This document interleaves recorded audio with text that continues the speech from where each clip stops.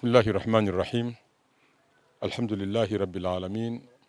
Wassalatu wassalamu ala ashrafil mursalin Muhammad bin Abdillahi wa ala alihi wa sahbihi ajma'in wa ba'd. Ndugu zangu watazamaji, assalamu alaikum wa rahmatullahi wa barakatuh. Naam, leo hii ambayo ni tarehe 30 mwezi huu wa 7 2026, tukiwa hapa katika eneo la Kagururu, wilaya ya Karagwe, mkoa wa Kagera. Ni siku ambayo ya kihistoria, tukimalizia ile ziara yetu ya Umoja wa Wanazuoni wa Kiislamu Tanzania, Hayatul Ulama, ziara ambayo ilianza tokea tarehe 25 na kwa kutembelea katika mikoa miwili, mkoa wa Singida na pia mkoa wa Kagera kwa hapa Karagwe. Semina ambayo ililenga, ni ziara ambayo ililenga kuendesha semina kwa makundi mbalimbali ya kijamii katika Waislamu, ambapo ililenga kuzungumza na viongozi wa taasisi na viongozi wa jumuiya mbalimbali, lakini pia maimamu tofauti tofauti, halafu pia walimu wa madarisi wa madrasa, lakini pia walimu wanaofundisha mashuleni, walimu mashuleni wanafundisha masomo ya Kiislamu mashuleni na lugha ya Kiarabu, pamoja na wanafunzi katika hali ya ujumla. Ziada ya hapo, ziara hii ililenga kuzungumza na wafanyabiashara mbalimbali, wakiwemo vile vile wakulima na wakiwemo wafugaji. Kweli malengo ya ziara hii ilikuwa ni ziara ya semina ya kuongeza ile mahara. Mahara ni ule uzoefu na skills ambazo zitawasaidia moja kati ya makundi haya katika kuwa na tija, kuleta tija katika jamii, katika shughuli zao ambazo wanazozifanya. Kwa upande wa wanafunzi, wapewe namna gani ya kuweza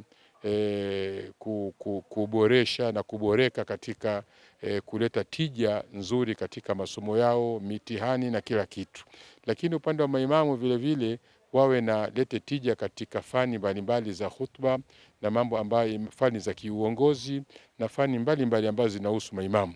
Lakini vile vile kwa upande wa viongozi wa taasisi mbalimbali, ilikuwa ni fani au taratibu gani zitasaidia kuunga nguvu za pamoja katika kufanya kazi, pamoja na kwamba kila mmoja na taasisi yake, lakini ulama wanakusanya wote hawa kwa maana ya wanazuoni, ili mradi kuweza kufanikisha na kuleta tija katika uendeaji na uongozi katika masala yanayohusu dini yetu na yanayohusu jamii yetu na kuhusu nchi yetu pia.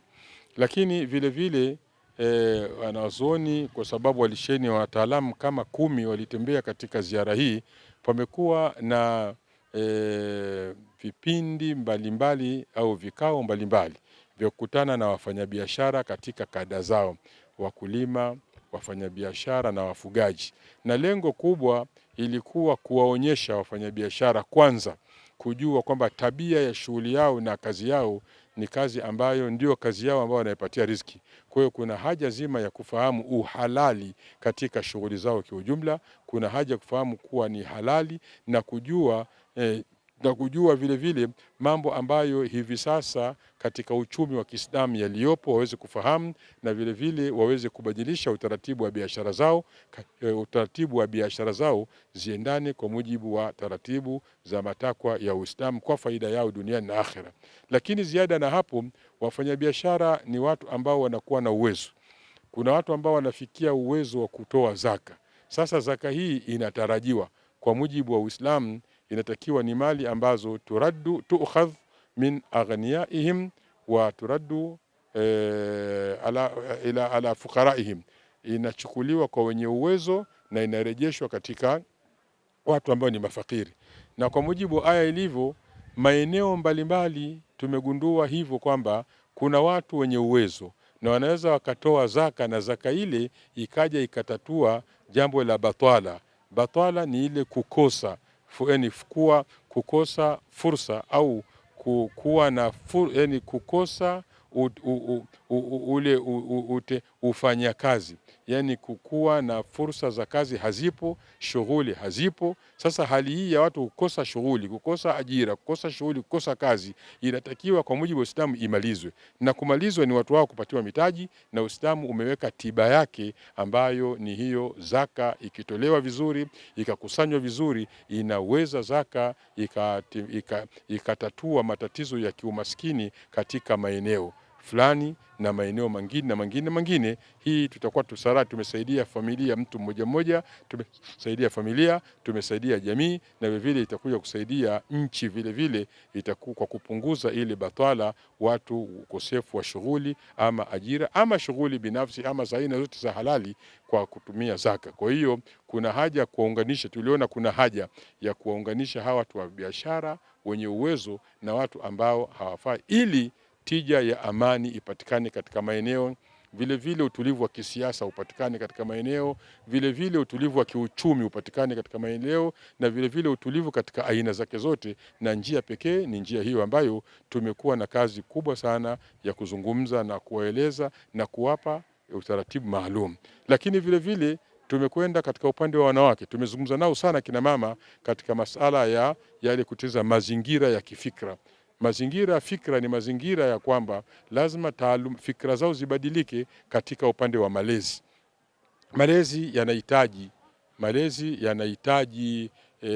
sayansi maalum ya malezi ili kuleta tija katika kizazi toka mdogo. Tusishughulikie, tumewaeleza mambo mengi sana ambayo alikuwa kihusu namna gani ya kuhifadhi uchumi, namna gani ya kutafuta uchumi, namna gani ya kutafuta vitu ambavyo kwamba vitakuwa na tija, na namna gani ya kuhandle zile familia na hasa watoto na nyumba kwa jumla ziwe nyumba za Kiislamu zenye tija, zenye manufaa katika jamii. Haya ni mambo ambayo ziara hii imeangalia na kuyafanyia kazi vizuri, na mwisho kabisa wamepewa elimu ya kuelezwa vizuri kabisa nidhamu ya miamala ya Kiislamu, na vile wameelezwa mbinu mbalimbali za ujasiriamali, ili mradi sasa wabakie na kitu cha kuanzia katika kutafuta riziki zao za halali. Ziada ya hapo ilikuwa ni kuongeza nguvu za kiimani, uelewa wa kiimani, ili kuwaunganisha na Mwenyezi Mungu, na kwamba yote haya yakifanyika vizuri itakuwa tayari mtu kafanya ibada, na ndio lengo la Mwenyezi Mungu Subhanahu wa Ta'ala alivyosema, wama khalaqtu jinna wal insa illa liya'budun,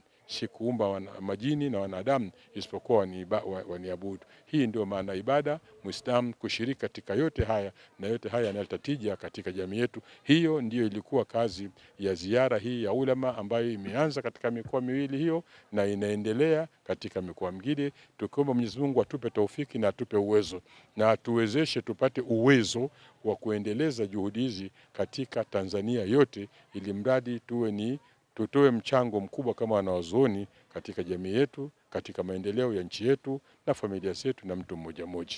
Jambo ambalo la kufurahisha ni jambo la kwamba muitikio ulikuwa ni mzuri sana. Katika maeneo yote, maeneo ya Singida ilikuwa na muitikio, lakini maeneo ya Karagwe muitikio wake ulikuwa ni mkubwa zaidi, kwa sababu idadi ya waliojitokeza katika kusikiliza semina hii au kujifunza kwa wanawake ni wengi sana, zaidi ya wanawake 100 na wameshiriki, lakini na kwa upande wa wanaume vile wameshiriki, na bahati nzuri wametoka katika maeneo mbali, vitongoji vyote ambavyo vinazunguka wilaya ya Karagwe wamekuja hapa. Hii maana yake ni kwamba mwitikio ulikuwa ni mkubwa mzuri, ni kazi imefanyika kwa muda wa siku 2 au siku 2 na nusu, lakini katika sura ambayo ni nzuri. Hivyo tunamshukuru Mwenyezi Mungu, mwitikio ulikuwa ni mzuri na watu wametoka na hamasa, na wanaomba kwamba ziara hizi na mafunzo haya yasiwe mwanzo, bali yaje sasa kwa mara nyingine katika kushughulikia labda sekta maalum au fikra maalum katika upana wake, ili watu waweze kwenda katika uzalishaji uliokuwa ni bora zaidi.